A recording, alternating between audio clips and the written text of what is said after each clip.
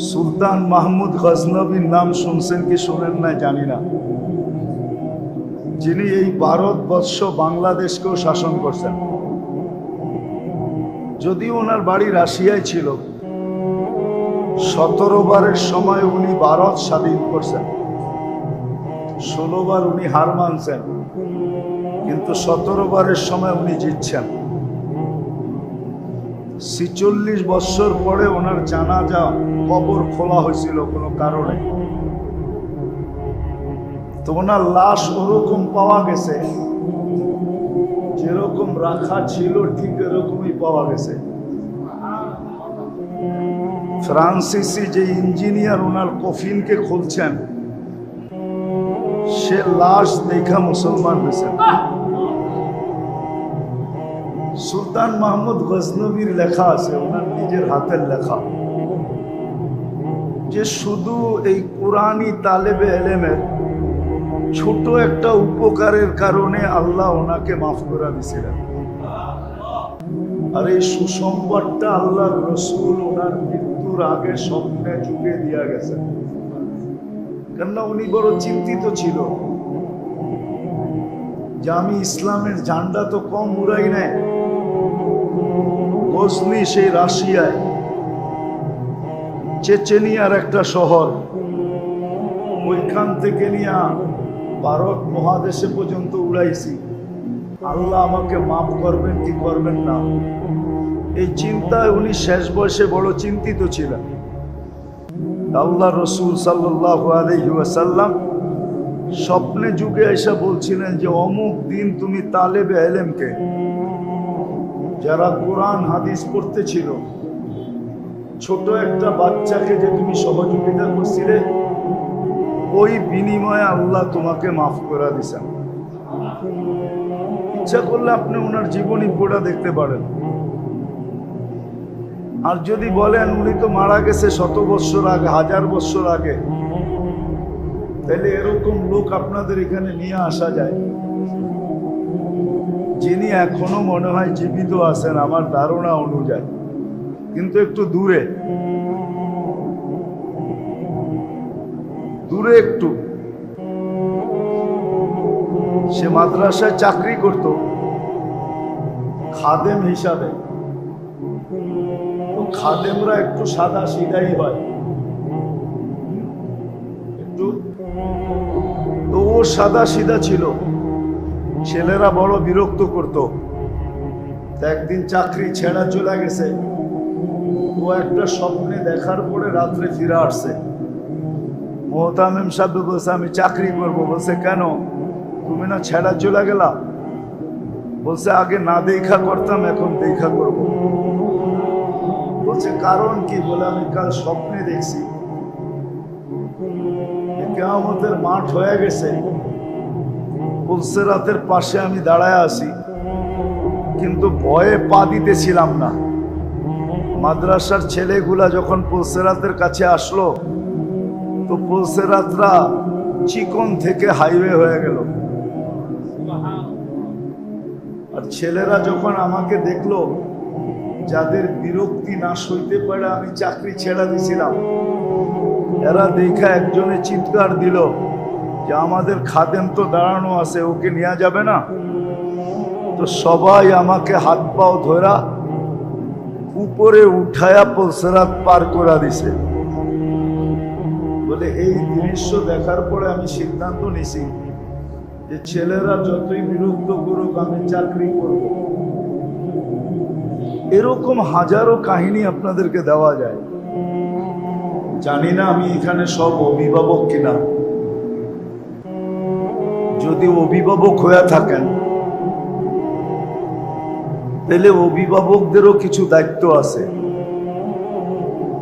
শুধু ছেলে মাদ্রাসায় দিয়া মাসিক টাকাটা খরচ করা এতটুকু যথেষ্ট না। যে আপনি ছেলে দিয়া দিলেন,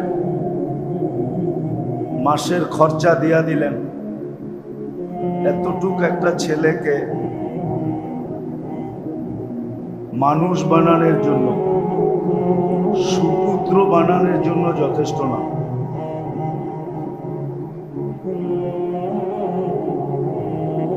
আরো কিছু দায় দায়িত্ব আছে অভিভাবক হিসাবে। বৎসরে 2-1 বার আপনাদেরকে ডাইকা হুজুররা এই দায়িত্বগুলা বুঝাবে। যদি আপনি বসতে পারেন আর ওই দায়িত্বগুলা পুরা করতে পারেন, তাহলে ইনশাআল্লাহ আপনার সন্তান একদিন সুপুত্র হয়ে দাঁড়াবে, হাফেজ হবে, আলেম হবে। যদিও দুনিয়ায় শিক্ষার অভাব নাই, কিন্তু এই শিক্ষার দ্বারা ভিন্ন, অন্য শিক্ষার দ্বারা ভিন্ন। এই শিক্ষার দ্বারা ভিন্ন, অন্য শিক্ষার দ্বারা ভিন্ন। এই শিক্ষা হলো কোরআন হাদিসের শিক্ষা। হাফেজ হবে, আলেম হবে, বিদায় এটার নিয়ম পদ্ধতিও ভিন্ন। যদি বলবেন হাফেজ আলেম হয়ে কি করবে,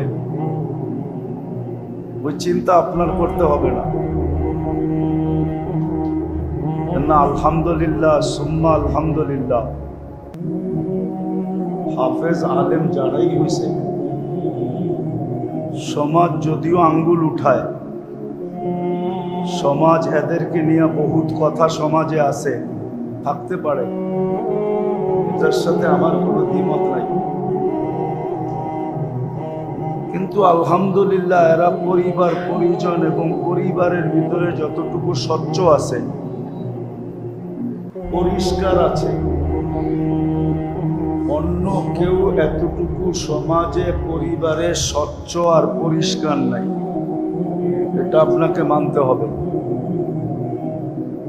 আপনি দেখাইতে পারবেন না, অল্প পয়সা বেতন পায় বটে, কিন্তু কোনো আলেম ওলামা মা বাবাকে ঘর থেকে বাহির করে দিছে, এই প্রমাণ আপনি একটাও আনতে পারবেন না। বরং যতটুক আছে অতটুক নিয়েই বরকতের সাথে, কেননা এদের কামার ভিতরে বরকত আছে, বরকতের সাথে মা বাবাকে নিয়ে বড় ভালো আছে, বড় ভালো আছে। হ্যাঁ, 2-4 জন ব্যতিক্রম থাকতেই পারে। 1 কেজি আটাতে লবণ আর কতটুক দেওয়া হয়, আটার তুলনায় সামান্যই।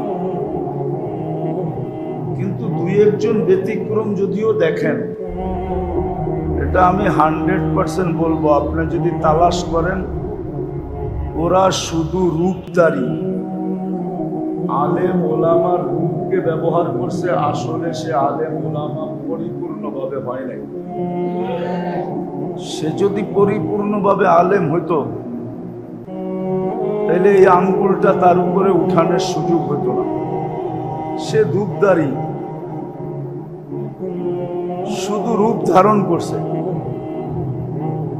তো যেটা আপনাদেরকে আমি অবেলা বুঝাইতেছিলাম, যে এক তো আপনাদেরকে ডাকার সবচেয়ে বড় কারণ হলো যে এই সংযুক্ত হওয়ার কারণে কালকে যেই বেনিফিটটা আমরা পাব, আপনাদেরকে এই বেনিফিট থেকে বঞ্চিত করতে এই প্রতিষ্ঠান চায় নাই। এই জন্য অবেলা আপনাদেরকে বিরক্ত করছে। দ্বিতীয়, অভিভাবকদেরকে আনার উদ্দেশ্য যে শুধু দায়িত্ব এতটুকু শেষ না, যে ছেলেকে আমি ভর্তি করায় দিলাম, মাসে যতটুকু দেওয়ার অতটুকু দিলাম, আমার দায়িত্ব শেষ না, এতটুকু না, আরো কিছু দায়িত্ব আপনাকে নিতে হবে, যার দ্বারা আপনার আমার সন্তান সঠিক মানুষ রূপে, মানুষ হিসাবে দাঁড়াবে। অনেক জিনিস আছে বুঝাইতে চাইলেও বোঝানো যায় না। আপনাদেরকে যদি একটা উদাহরণ দিই, শিক্ষিত অনেকেই আপনারা, বেশি সবাই শিক্ষিত, টেকনোলজির যুগ। মানুষের শরীরে চিনি আছে, চিনি, সুগার, কিন্তু 800 কোটি মানুষের শরীর থেকে বর্তমানে বিজ্ঞান 1 ছটাক চিনি বাহির করে দেখাইতে পারবে না। আমি 800 মানুষের না, 800 কোটি মানুষের শরীর থেকে বিজ্ঞান 1 ছটাক চিনি বাহির করে দেখাইতে পারবে না। এরকম কোনো মেশিন আসে নাই, কিন্তু চিনি আছে শরীরে। নাইলে আমি ডায়াবেটিসের রোগী হইতাম কি করে? আমার সুগার কখনো বাড়ে কখনো কমে। এরকম আমাদের শরীরে অনেক পদার্থ আছে, চিনি আছে, লবণ আছে, আয়রন আছে, কিন্তু দেখানো যাবে না, ঠিক না? না যাবে? কি যাবে? যাবে না? মানেন তো? মানেন কেন? যেটা দেখানো যায় না। এত উন্নত টেকনোলজি, মঙ্গল গ্রহে বাড়িঘর বানাইতেছে, চাঁদে জমিন কিনতেছে, তারপরও দেখানো যায় না। ঠিক আমি যেটা বুঝাইতে চাইতেছি এটাও এরকম, মাইনা নিতে হবে। আজকে দেখানো যাবে না, কালকে দেখানো যাবে। এই জন্যই আপনাদেরকে আনা এবং সামনে আরো আনা হবে, আরো বিরক্ত করা হবে। অভিভাবকদেরকে বৎসরে 2-3 বার বিরক্ত করা হবে, অনেক কিছু বুঝানোর জন্য, অনেক কিছু দেখানোর জন্য। যে আপনার ছেলে পেলে কতটুকু অ্যাডভান্স হইলো ওটাও দেখাবে, আপনার দায় দায়িত্ব কি এটাও বুঝাবে। এই জন্য চাই যখনই মাদ্রাসাওয়ালারা ডাকে আপনি সহযোগিতা করেন আর না করেন, এটা আপনার অভিরুচির উপরে নির্ভর। সহযোগিতা করলে সোনায় সোহাগা, এটার বদলা আপনি অবশ্যই পাবেন, এতে কোনো সন্দেহ নাই। কিন্তু আপনি সহযোগিতা করেন আর না করেন, যখনই মাদ্রাসাওয়ালারা ডাকুক তো উচিত হবে যে নিজেকে সংযুক্ত করার জন্য ডাকে সাড়া দেওয়া। যে সময়টা আপনি এখানে দিবেন, যতটুকুই আপনি এদের সাথে সংযুক্ত থাকবেন, এটার বেনিফিট কালকে ইনশাআল্লাহ পাবেন, এতে কোনো সন্দেহ নাই। আর ছোট আকৃতিতে পাবেন না, বহুত বড় আকৃতিতে পাবেন। যদি ইতিহাস বিশ্বাস করেন তাহলে আমি আপনাদেরকে কিতাবের নাম বলতে পারি। সুলতান মাহমুদ গজনবীর নাম শুনছেন কি শুনেন না জানি না, যিনি এই ভারতবর্ষ বাংলাদেশকেও শাসন করছেন। যদিও ওনার বাড়ি রাশিয়ায় ছিল, 17 বারের সময় উনি ভারত স্বাধীন করছেন, 16 বার উনি হার মানছেন, কিন্তু 17 বারের সময় উনি জিতছেন। 46 বছর পরে ওনার জানাজা কবর খোলা হয়েছিল কোনো কারণে, তো ওনার লাশ ওরকম পাওয়া গেছে, যেরকম রাখা ছিল ঠিক এরকমই পাওয়া গেছে। ফ্রান্সিসি যে ইঞ্জিনিয়ার ওনার কফিনকে খুলছেন, সে লাশ দেখা মুসলমান হয়েছেন। সুলতান মাহমুদ গজনবীর লেখা আছে, ওনার নিজের হাতের লেখা, যে শুধু এই কুরআনী তালেবে এলেমের ছোট একটা উপকারের কারণে আল্লাহ ওনাকে মাফ করে দিয়েছিলেন। আর এই সুসংবাদটা আল্লাহর রসুল ওনার মৃত্যুর আগে স্বপ্নে ঢুকে দিয়া গেছেন, কেননা উনি বড় চিন্তিত ছিল যে আমি ইসলামের ঝান্ডা তো কম উড়াই নাই। গজনি সেই রাশিয়ায়, চেচেনিয়ার একটা শহর, ওইখান থেকে নিয়ে ভারত মহাদেশে পর্যন্ত উড়াইছি। আল্লাহ আমাকে মাফ করবেন কি করবেন না, এই চিন্তায় উনি শেষ বয়সে বড় চিন্তিত ছিলেন। আল্লাহ রসুল সাল্লাল্লাহু আলাইহি ওয়াসাল্লাম স্বপ্নে যুগে এসে বলছিলেন যে অমুক দিন তুমি তালেবে ইলমকে, যারা কোরআন হাদিস পড়তেছিল, ছোট একটা বাচ্চাকে যে তুমি সহযোগিতা করছিলে, ওই বিনিময়ে আল্লাহ তোমাকে মাফ করে দিয়েছেন। ইচ্ছা করলে আপনি ওনার জীবনী পড়া দেখতে পারেন। আর যদি বলেন উনি তো মারা গেছে শত বৎসর আগে, 1000 বৎসর আগে, তাহলে এরকম লোক আপনাদের এখানে নিয়ে আসা যায় যিনি এখনো মনে হয় জীবিত আছেন আমার ধারণা অনুযায়ী, কিন্তু একটু দূরে দূরে একটু। সে মাদ্রাসায় চাকরি করত খাদেম হিসাবে। তো খাদেমরা একটু সাদা সিধাই হয়, তো ও সাদা সিধা ছিল, ছেলেরা বড় বিরক্ত করত। একদিন চাকরি ছেড়া চলে গেছে, ও একটা স্বপ্নে দেখার পরে রাত্রে ফিরে আসছে। মোহতামিম সাহেব বলছে আমি চাকরি করবো। বলছে কেন, তুমি না ছেড়া চলে গেলাম? বলছে আগে না দেখা করতাম, এখন দেখা করব। বলছে কারণ কি? বলে আমি কাল স্বপ্নে দেখছি কিয়ামতের মাঠ হয়ে গেছে, পুলসেরাতের পাশে আমি দাঁড়ায় আছি, কিন্তু ভয়ে পা দিতেছিলাম না। মাদ্রাসার ছেলেগুলা যখন পুলসেরাতের কাছে আসলো, তো পুলসেরাতরা চিকন থেকে হাইওয়ে হয়ে গেল। আর ছেলেরা যখন আমাকে দেখলো, যাদের বিরক্তি না সইতে পারে আমি চাকরি ছেড়া দিছিলাম, এরা দেখা একজনে চিৎকার দিল যে আমাদের খাদেম তো দাঁড়ানো আছে, ওকে নেওয়া যাবে না? তো সবাই আমাকে হাত পাও ধরা উপরে উঠায়া পুলসেরাত পার করে দিছে। বলে এই দৃশ্য দেখার পরে আমি সিদ্ধান্ত নিছি যে ছেলেরা যতই বিরক্ত করুক আমি চাকরি করব। এরকম হাজারো কাহিনী আপনাদেরকে দেওয়া যায়। এই জন্য কথা শেষ, আপনাদেরকে যে আজকে বিরক্ত করছে শুধু এই সংযুক্ত করার জন্য। অভিভাবকদের আনা হয়েছে এই জন্য যে আপনাদের দায়িত্বকে বোঝানোর জন্য, যে শুধু হাওয়া এটাই চলতেছে।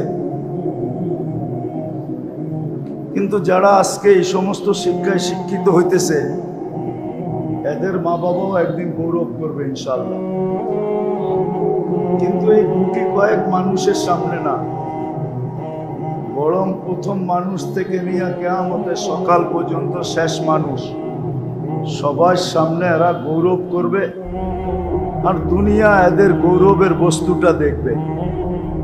এজন্য সবার কাছে দরখাস্ত, যখনই মাদ্রাসাওয়ালারা ডাকে এটাকে বোঝা না মনে করি, বরং সৌভাগ্য মনে করি।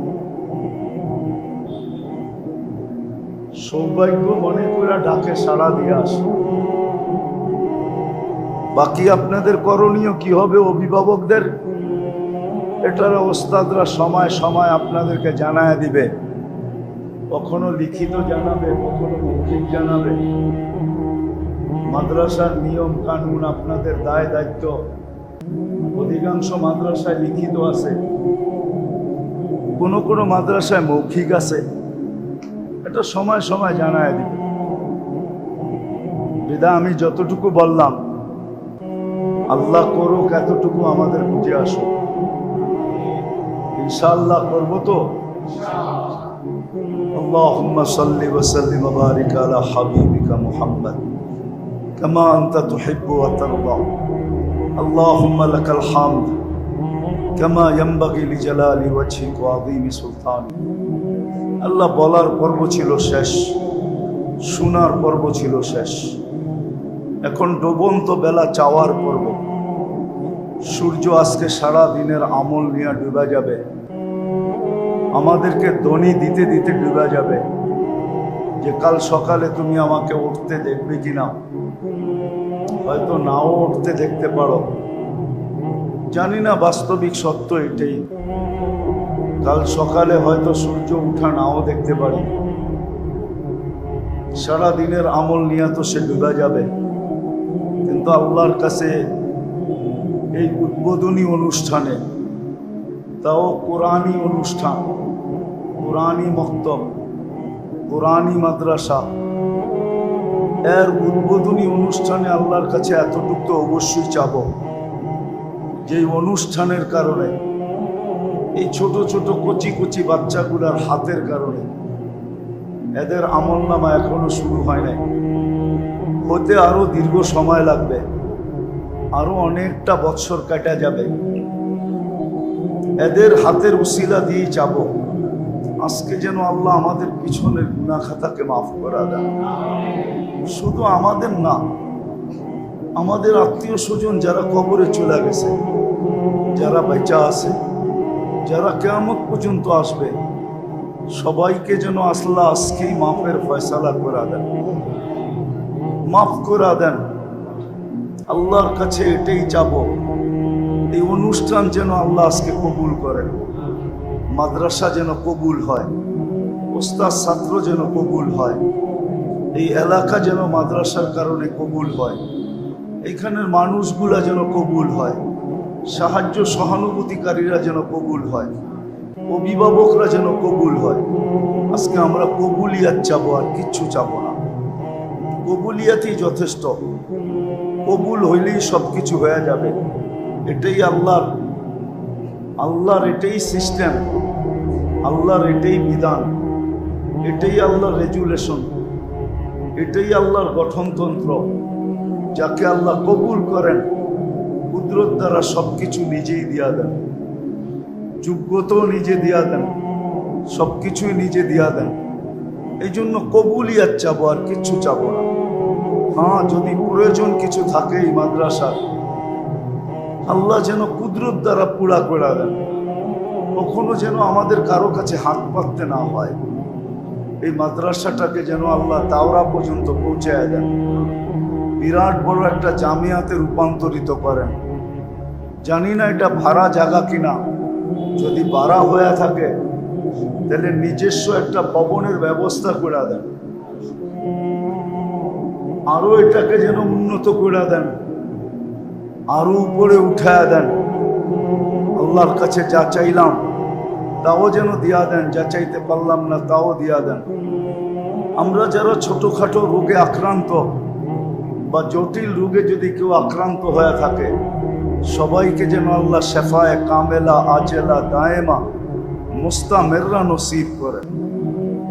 আল্লাহ ফিলিস্তিনকে আপনার জয়যুক্ত করে দেন। যারা হজে গেছে বা যাবে, সুষ্ঠুভাবে সহিভাবে সঠিকভাবে হজ করার পরে কবুল হজের বরকত নিয়ে দেশে ফিরার তৌফিক নসিব করে। আয় আল্লাহ, জমিনের যদি বৃষ্টির প্রয়োজন হয়, আপনার বন্দাদের যদি বৃষ্টির প্রয়োজন হয়, আয় আল্লাহ মেহেরবানি করা, মেঘ প্রতিদিন আসে আবার উড়া চলে যায়। আয় আল্লাহ, তাপমাত্রা হয়ে যাবে, কাবাড়ি হিসাবে বিক্রি হয়ে যাবে। কাবাড়ি বোঝেন তো? কাবাড়ি বোঝেন? মনে হয় বোঝেন না। কাবাড়িওয়ালা বোঝেন? বাঙ্গারি কিনে যারা, বাঙ্গারি হিসাবে একদিন বিক্রি হয়ে যাবে, ঠিক না? বাঙ্গারি হিসাবে একদিন দুনিয়ার মেশিন বিক্রি হয়ে যাবে, অকেজ হয়ে যাবে, বিক্রি হয়ে যাবে। কিন্তু আপনার আমারটা এরকম হবে না, মানুষ নামের মেশিনটা এরকম হবে না। বরং মানুষ নামের মেশিনটা হয়তো জাহান্নামের ইন্ধন হবে, নাইলে জান্নাতের বাসিন্দা হবে। জাহান্নামের ইন্ধন হবে, না হয় জান্নাতের বাসিন্দা হবে। পার্থক্য এতটুকু। এই দুনিয়া তো সুখী হবে না।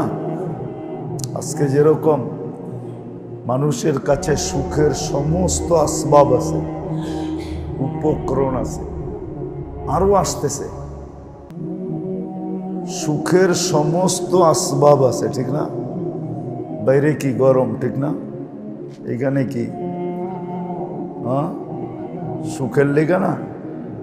কি বাইরের তুলনায় এখানে ভালো লাগে না? লাগে না? সুখের সমস্ত আসবাব আছে, কিন্তু ঠান্ডার ভিতরে বৈশা থাইকেও অনেকের দিলে দাউ দাউ আগুন জ্বলতেছে, ঠিক না? কি যে ঘরের মানুষটা ঠিক না, ঘরের মানুষটা কি আমার কথা মতো চলে না, ঠিক না? বাচ্চাগুলা এলোমেলো, ঠিক না?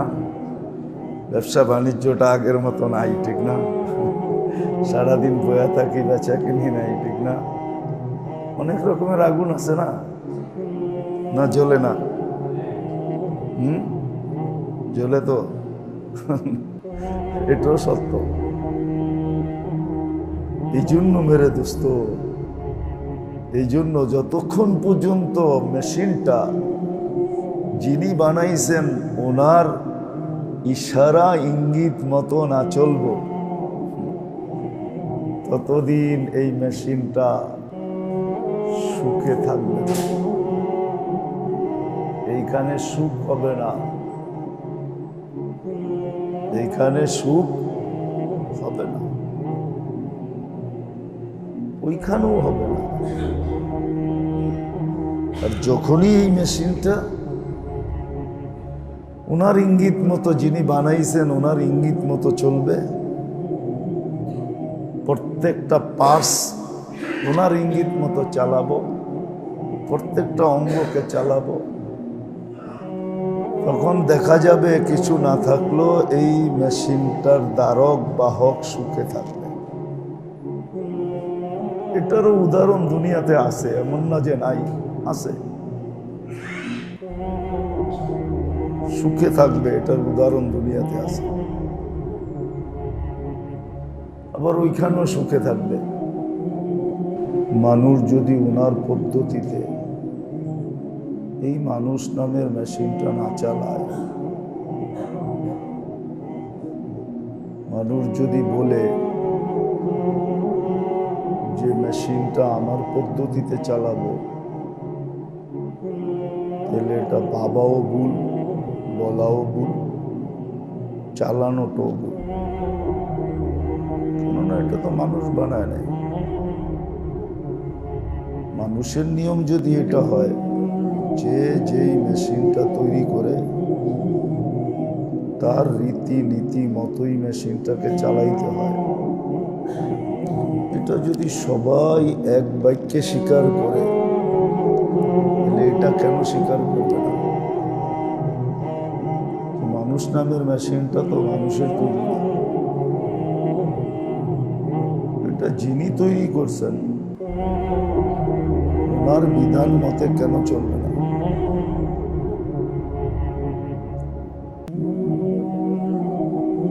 সত্য এটাই যে ওনার বিধান মতেই চালানো উচিত ছিল। তাইলে মানব জীবনে যে অশান্তি,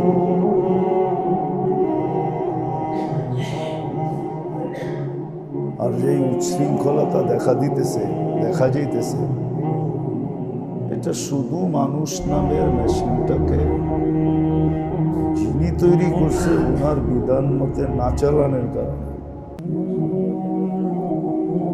ওনার বিধান মতে যদি পরিচালিত হতো, তাহলে হয় না মানুষের ভিতরে যতটুকু উচ্ছৃঙ্খলতা দেখা যাইতেছে,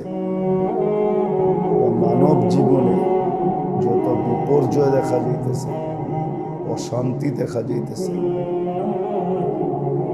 এটা যুক্তিগত কথা, তাইলে কোনো অশান্তি দেখা যেত না। কিন্তু মানুষ প্রথমটা তো মানে যে যেই মেশিন যে বানাইল তার নিয়ম পদ্ধতি মতোই চালাইতে হবে, এটা তো মানুষ মানে। কিন্তু তাকে যে বানাইলো তার কথা মতো যে সে নিজেকে চালাবে এটা মানে না। কেননা প্রথমটার ভিতরে কোনো বাধা নেই। যেই মেশিন যে বানাইলো তার নিয়ম মতে চালাইতে হবে, এটা মানতেও বাধা নেই, ওই মতে চালাইতেও কোনো বাধা নেই। কিন্তু হ্যাঁ, বাধা ওইখানেই, মানুষ নামের মেশিনটা যখন যিনি অর্থাৎ আল্লাহ বানাইলেন, আল্লাহর কথা মতো চালানের ভিতরেও বাধা। প্রথম তো মনের বাধা, দ্বিতীয়ত শিক্ষা দীক্ষার বাধা, তৃতীয় হলো সমাজের বাধা, পরিবেশের বাধা। এটার ভিতরে বাধা আছে, চতুর্মুখী বাধা আছে, একদিকের বাধা না, চতুর্দিকের বাধা। এই জন্যই তো বাধাকে উপেক্ষা করা, যেই মানুষ নামের মেশিনটা যিনি বানাইছেন ওনার রীতি নীতি মতো যখন চালাবে, তখন চোখের দেখায়ও সোয়াব হবে, কানের শোনায়ও সোয়াব হবে। কিন্তু অন্য মেশিন চালাইলে সোয়াব হবে এরকম কোনো গ্যারান্টি নেই।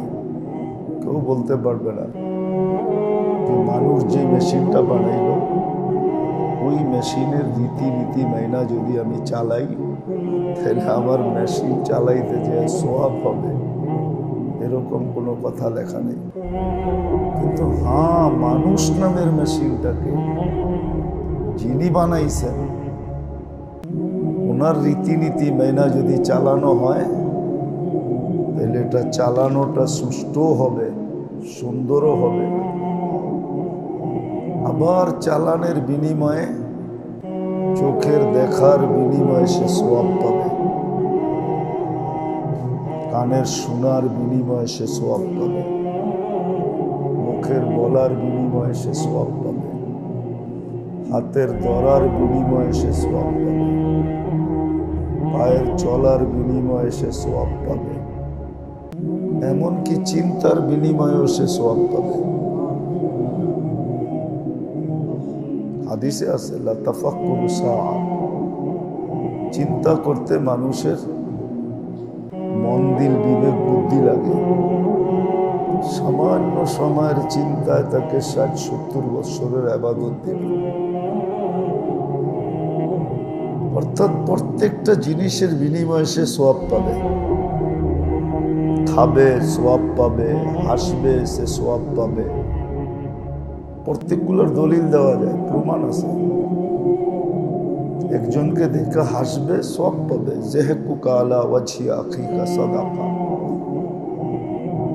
একজন আরেকজনকে দেখা মুস্কি হাসি দিবে, সৎকার সোয়াব পাবে।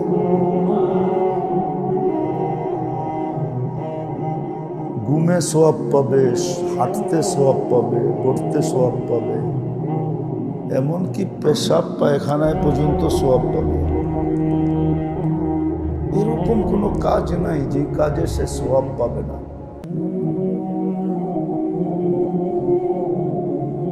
শর্ত হলো যদি এই মানুষ নামের মেশিনটাকে যে বানাইছে ওনার রীতি নীতি মতো পরিচালিত করা হয়, আর যুক্তি বলে এটা করা উচিত।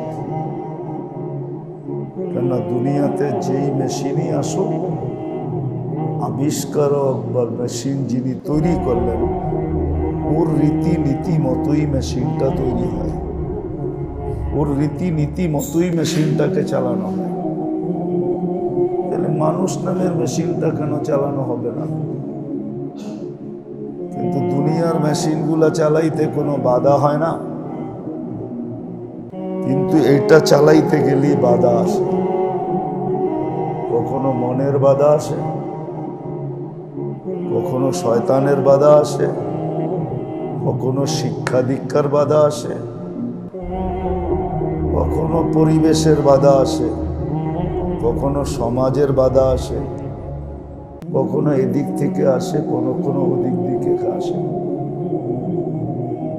কিন্তু এই বাধা উপেক্ষা করে যে চালাবে এটাকে, বাধাকে উপেক্ষা করে চালাইতে হবে, বাধাগুলাকে এক সাইডে রেখে চালাইতে হবে। তখনই কিন্তু সে সর্ব জিনিসে সওয়াব পাবে।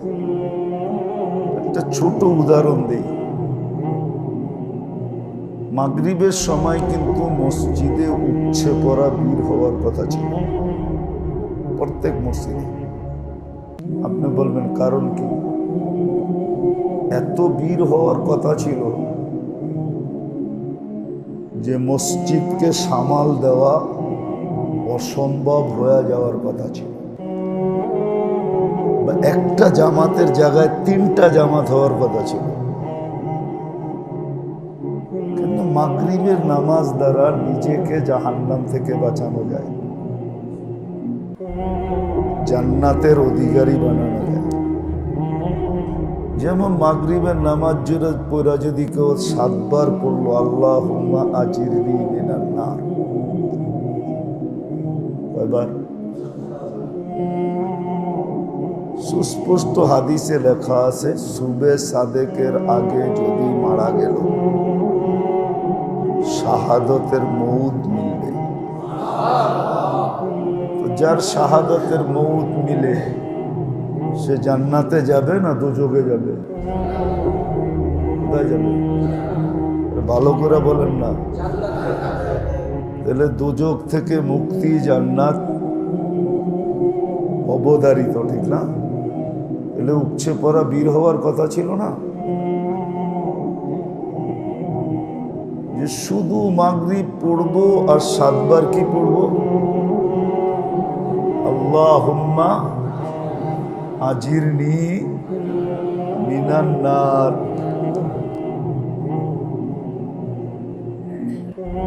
এই সুযোগটাকে লুইপা নেওয়ার জন্য, এই সুযোগটা নিজের পক্ষে নেওয়ার জন্য মাগরিবে উপচে পড়া বীর হওয়ার কথা ছিল। ঠিক এরকমই ফজরে আবার উপচে পড়া বীর হওয়ার কথা ছিল। কেননা ফজরের পরে যে আবার 7 বার পড়বে, সূর্য ডুবার আগে যদি 1 সেকেন্ড আগেও মারা গেল, 1 সেকেন্ড আগে, তো শাহাদাতের মউত, জান্নাত অবধারিত, দোজখ থেকে মুক্তি।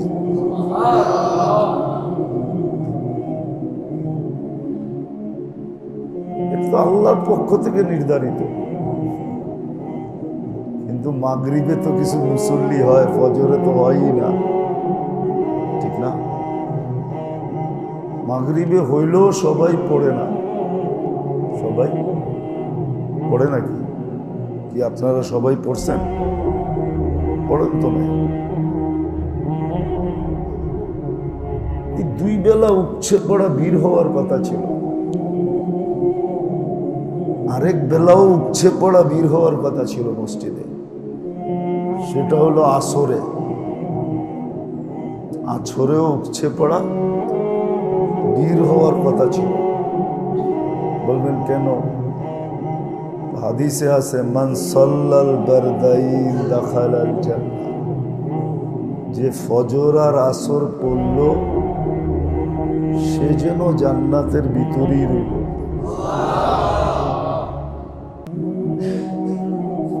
জান্নাত তার জন্য।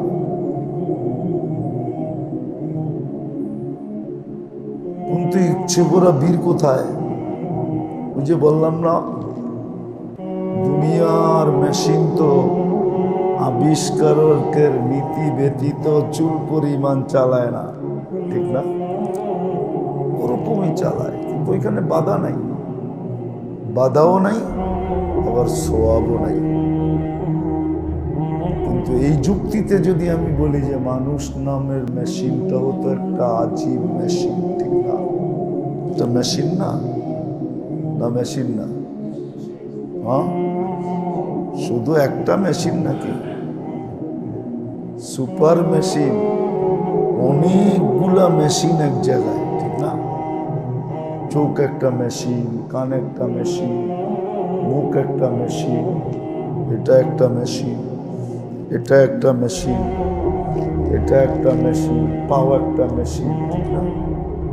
পুরা বডিতে কতগুলা মেশিন, যেটা চোখে দেখা যায় ওটা বললাম, ভিতরেও তো অনেকগুলা মেশিন আছে, ঠিক না?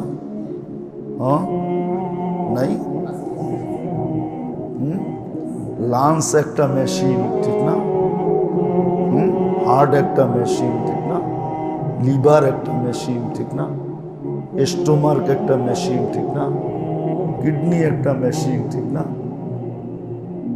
ভিতরেও তো অনেকগুলো মেশিন আছে। সমস্ত মেশিনের সমষ্টি একটা মানুষ।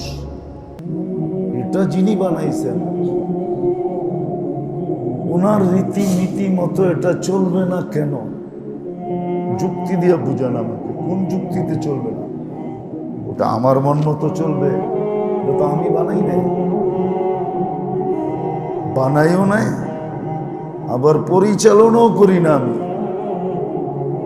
পরিচালনা করেন বিদায় পরিচালিত হয়, ঠিক না? কি চক্ষু তো এখন দেখতেছে, ঠিক না? দেখতেছে না? আপনাদের চোখ দেখে না এখন, কিন্তু হঠাৎ যদি একটু বালু পড়া যায় দেখে, হ্যাঁ, কই গেল 13 কোটি ক্যামেরা হঠাৎ অফ হয়ে গেল কোত্থেকে? অথচ এখন দেখতেছে 13 কোটি ক্যামেরা দিয়া, একটু বালু পড়ছে তো 13 কোটি ক্যামেরা কি হয়ে গেছে, অফ হয় না? দেখে মাঝে মাঝে চোখে কুয়াশা দেখা যায় না? কি এটা জানি কি বলে বাংলায়, ঝাপসা হয়ে যায় না? হয়ে গেল কি জন্য? এটা আল্লাহ বুঝায়, এটা তুমি পরিচালনা করো না, পিছে কেউ পরিচালনা করে। এই জন্য ঝাপসা হয়ে গেছে, আবার ঠিক হয়ে গেছে, আবার ঠিক হয়ে গেছে। এইখানে বাধা আছে, কখনো মনের বাধা, কখনো শয়তানের বাধা, কখনো শিক্ষা দীক্ষার বাধা, কখনো পরিবেশের বাধা, কখনো এই বাধা, কখনো সেই বাধা। হ্যাঁ, উপেক্ষা করা যে চালাবে এটাকে, যিনি তৈরি করছেন ওনার নিয়ম মতে, তখন প্রত্যেক জিনিসে সে সওয়াব পাবে। এমনকি একটা কাঁটা সরাইয়া দিবেন, এটারও সওয়াব পাবেন। রাস্তার থেকে একটা কাঁটা সরাইয়া দিবেন, এটারও সওয়াব পাবেন। প্রত্যেক জিনিসে সওয়াব পাবে। আর তখন এটা সুষ্ঠুভাবে চলবে, সুষ্ঠুভাবে চলবে। আর শুধু চলবে না, যার মেশিন এটা, সেও উপকৃত হবে, হাজারো মানুষ তার দ্বারা উপকৃত হবে। এই জন্য বলছে মানুষকে, মানুষকে নাস মাইয়ান ফাউন্নাস, মানুষকে। মানুষের সংজ্ঞা কি?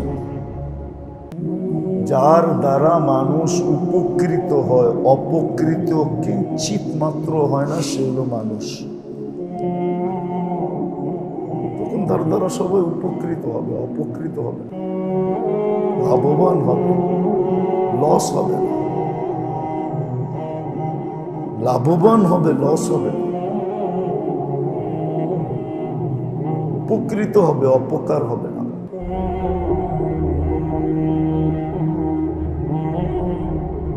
তখন সব জিনিসে সওয়াব পাবে, তখন তার জীবনটা সুন্দর হবে। এরকম মানুষগুলা যেখানে বাস করবে, ওই সমাজটা সুন্দর হবে, ফুলের মতো হবে, গ্রাণযুক্ত হবে। আজকে এরকম কোনো জায়গা নাই যেখানে এরকম মানুষগুলা একসাথে বাস করে, এরকম কোনো ক্ষেত্র নাই। ক্ষেত্র থাকলে দেখানো যেত যে এইখানের মানুষগুলাকে দেখো, এই জায়গাটা যে দেখো, নাই, কোথাও নাই। এরকম মানুষগুলো এক জায়গায় বাস করে না। যদি করতো তাহলে দেখানো যেত। এই জন্য উচিত মেরে দোস্ত, উচিত উচিত, এটাই হুকুম। তুমি তোমাকে ওইভাবে চালাও যেভাবে আমরা বলি। দুনিয়ার মেশিন তো একদিন চলতে চলতে অকেজো হয়ে যাবে, কাবাড়ি হিসাবে বিক্রি হয়ে যাবে। কাবাড়ি বোঝেন তো? কাবাড়ি বোঝেন? মনে হয় বোঝেন না। কাবাড়িওয়ালা বোঝেন? বাঙ্গারি কিনে যারা, বাঙ্গারি হিসাবে একদিন বিক্রি হয়ে যাবে, ঠিক না? বাঙ্গারি হিসাবে একদিন দুনিয়ার মেশিন বিক্রি হয়ে যাবে, অকেজো হয়ে যাবে, বিক্রি হয়ে যাবে। কিন্তু আপনার আমারটা এরকম হবে না। মানুষ নামের মেশিনটা এরকম হবে না। বরং মানুষ নামের মেশিনটা হয়তো জাহান্নামের ইন্ধন হবে, নাইলে জান্নাতের বাসিন্দা হবে। জাহান্নামের ইন্ধন হবে, না হয় জান্নাতের বাসিন্দা হবে। পার্থক্য এতটুকু। এই দুনিয়া তো সুখী হবে না। আজকে যেরকম মানুষের কাছে সুখের সমস্ত আসবাব আছে, উপকরণ আছে, আরো আসতেছে। সুখের সমস্ত আসবাব আছে, ঠিক না? বাইরে কি গরম, ঠিক না? এখানে কি সুখের লেগে না? কি বাইরের তুলনায় এখানে ভালো লাগে না? লাগে না? সুখের সমস্ত আসবাব আছে, কিন্তু ঠান্ডার ভিতরে বৈশা থাইকো অনেকের দিলে দাউ দাউ আগুন জ্বলতেছে, ঠিক না? কি যে ঘরের মানুষটা ঠিক না, ঘরের মানুষটা কি আমার কথা মতো চলে না, ঠিক না? বাচ্চাগুলা এলোমেলো, ঠিক না? ব্যবসা বাণিজ্যটা আগের মতো নাই, ঠিক না? সারাদিন বয়া থাকি, বেচা কিনি নাই, ঠিক না? অনেক রকমের আগুন আছে না? না জ্বলে না? জ্বলে তো, এটাও সত্য। এই জন্য মেরে দোস্ত, এই জন্য যতক্ষণ পর্যন্ত মেশিনটা যিনি বানাইছেন ওনার ইশারা ইঙ্গিত মতো না চলবো, ততদিন এই মেশিনটা সুখে থাকবে। এইখানে সুখ হবে না, এইখানে সুখ হবে না, ওইখানেও হবে না। আর যখনই এই মেশিনটা ওনার ইঙ্গিত মতো, যিনি বানাইছেন ওনার ইঙ্গিত মতো চলবে, প্রত্যেকটা পার্টস ওনার ইঙ্গিত মতো চালাবো, প্রত্যেকটা অঙ্গকে চালাবো, তখন দেখা যাবে কিছু না থাকলেও এই মেশিনটার দ্বারক বাহক সুখে থাকবে। এটারও উদাহরণ দুনিয়াতে আছে, এমন না যে নাই, আছে। সুখে থাকবে, এটার উদাহরণ দুনিয়াতে আছে। আবার ওইখানেও সুখে থাকবে। এই জন্য কথা লম্বা করতে চাইতেছি না। আমাদের প্রোগ্রামটা ছিল শেষ সপ্তাহে রবিবার, কিন্তু এই মাস থেকে নিয়ে প্রত্যেক মাসে এটা তৃতীয় রবিবার প্রতিদিন মাগরিবের পরে হবে। যদিও ইমাম সাহেব বুঝাইতে পারে না আপনাদেরকে, প্রতি তৃতীয় সপ্তাহে তৃতীয় রবিবার মাসের মাগরিব টু এশা হবে। আগে তো শেষ রবিবারে হইতো, কিন্তু অধিকাংশ সময় অনেক মাসেই মধ্যখানে গ্যাপ হতো। যাতে আগামীতে গ্যাপ না হয় এটা আশা করি বেঁচে থাকলে আর গ্যাপ হবে না। প্রতি মাসে তৃতীয় রবিবার মাগরিব টু এশা হবে, যাতে সারা বছরে একদিনও গ্যাপ না হয়। না, জিনিসটা ধারাবাহিকতার সাথে চলে, আর ধারাবাহিকতার সাথে চললে আর শুনলে কিছু না কিছু দিলের ভিতরে গাঁথবে। আজকে শুনলাম, আবার 2 মাস পরে শুনলাম, তাহলে তো এতদিন যেতে যেতে আবার ভুলে যাব। যা শুনলাম এটা ভুলে যাব, ঠিক না? কেননা ভুলাই মানুষের স্বভাব, ভুলা যাবে। এই জন্য মনে রাখেন, তৃতীয় রবিবার, প্রত্যেক মাসের তৃতীয় রবিবার মাগরিব থেকে এশা পর্যন্ত হবে। শুধু সামনের মাসটা গ্যাপ হবে। সামনের মাসে আমি হজে যাব ইনশাআল্লাহ, এরপরে আর হবে না আশা করি। হজে যাওয়ার কারণে গ্যাপ হবে, আর গ্যাপ নাও হইতে পারে। তৃতীয় রবিবার কয় তারিখে পড়ে? আরে না,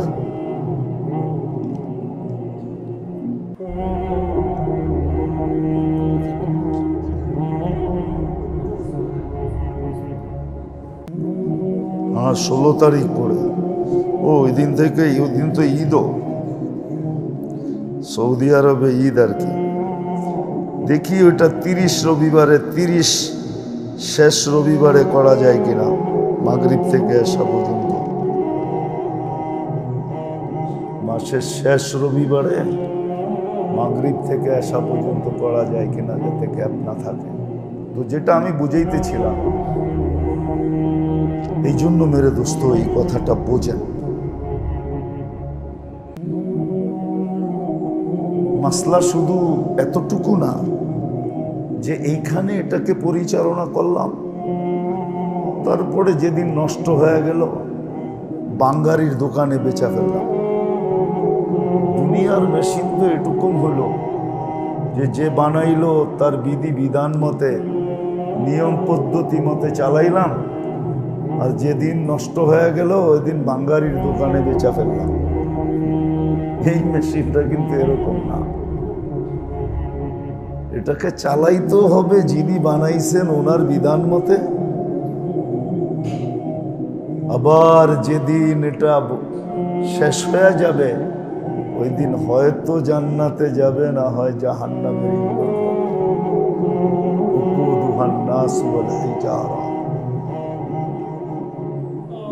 এই জন্য আল্লাহর দাবি হলো যে তুমি এটাকে আল্লাহর বিধান মতে চালাও, আল্লাহর বিধি মতে চালাও, আল্লাহর বিধি বিধান মতে তুমি চালাও এটাকে, যেন বিধি বিধানের খেলাফ না হয়, ব্যতিক্রম না হয়। যদি বিধি বিধান মতে চালাও, আবারও বলতেছি, দুনিয়ার মেশিন যেইভাবেই চালান, চালানের উপরে হয়তো একটা স্যালারি পাইতে পারেন। স্যালারি পর্যন্ত একটা বেতন পাইতে পারেন, কিন্তু সোয়াব পাবেন না। কিন্তু এই মেশিনটা চালানের উপরে আপনি প্রত্যেকটা মুহূর্তের সোয়াব পাবেন। ঘুম যদি কেউ আবাদত মনে করে ঘুমায়, তারপরও সোয়াব পায়। সজাগ যদি কেউ আল্লাহর হুকুম মনে করে সজাগ থাকে, তাও সোয়াব পায়। খাওয়া যদি কেউ আবাদত মনে করে খায়, তাইলেও সোয়াব পায়। পান করা যদি কেউ আবাদত মনে করে পান করে, তাইলেও সোয়াব পায়। কারণ আল্লাহর হুকুম হলো কুলু ওয়াশরাবু, খাও পান করো, ওয়ালা তুসরিফু, কিন্তু কি করো না, ওয়ালা তুসরিফু, অপচয় করো না। আমার খেয়াল হলো আগামীতে ওই দিকে বসলে বা এই দিকে বসলে তখন মানুষের ঢুকা আসা যাওয়া সহজ হবে। এইভাবে বসি তো সামনেরটা ফিল আপ হয়ে যায়, দুই দিকে খালি থাকে। অনেক নতুন মানুষ দুই দিকের দরজা চিনে না, মনে করে এইটাই দরজা, আয়সা দেখে এখানে ফিল আপ হয়ে গেছে, বাহিরে বসতে মনে চায় না গরমের কারণে, এই জন্য ডাইনে বামে হয়ে যায়। আমাদের তারটা তাই না, যদি ওই দিকে বসি আমরা বা এই দিকে বসি, তাহলে দেখবেন যে লোকদের বসা সুন্দর হবে, ফিল আপ হয়ে যাবে।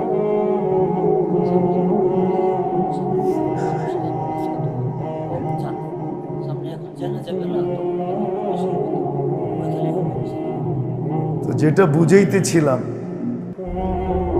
এই জন্য প্রত্যেকটা নকল হরকতের উপরে, যেটা আমরা নকল হরকত বলি, নড়াচড়ার উপরও আপনি সোয়াব পাবেন। নড়াচড়ার উপরে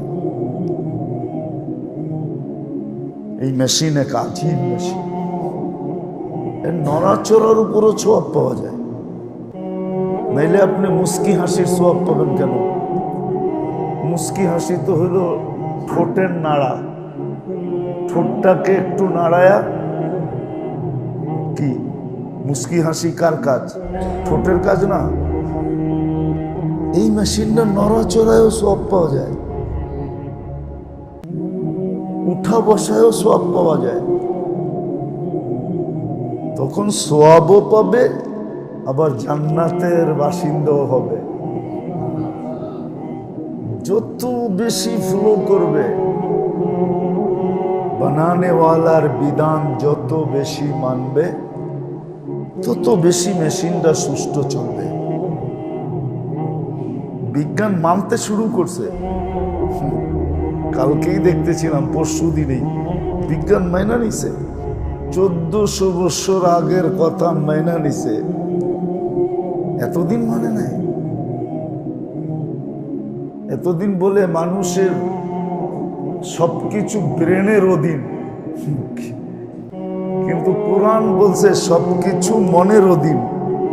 বিজ্ঞান মানে না, এখন মেনে নিছে বিজ্ঞান যে না, আসলে ব্রেনও চলে মনের অধীন হইয়া। এই জন্যই তো বলছে মনটা ঠিক করো। আলা ইন্না ফিল কলবি আলা ইন্না ফিল জাসাদি মুদগা ইদা সালুহা সালুহাল জাসাদু কুল্লা ওয়া ইদা ফাসাদাত ফাসাদুল জাসাদু কুল্লা আলা ওয়া হিয়াল কলব। মন, হার্ট, দিল, বিজ্ঞান মেনে নিছে। এরকম আমাদের প্রত্যেক কথা মেনে নিবে একদিন ইনশাআল্লাহ, মানবে। দুনিয়া আবার ডুস খাইয়া হুশের জায়গায় আসবে। কয় না ডুস খাইলে হুশ হয়, দুনিয়া ধাক্কা খায়া আবার ঠিক জায়গায় আসবে। হয়তো হবে ওই দিন আমরা থাকবো না, আমরা কেউ থাকবো না, কিন্তু দুনিয়া মেনে নিবে। আজকে আমাদের মানা উচিত।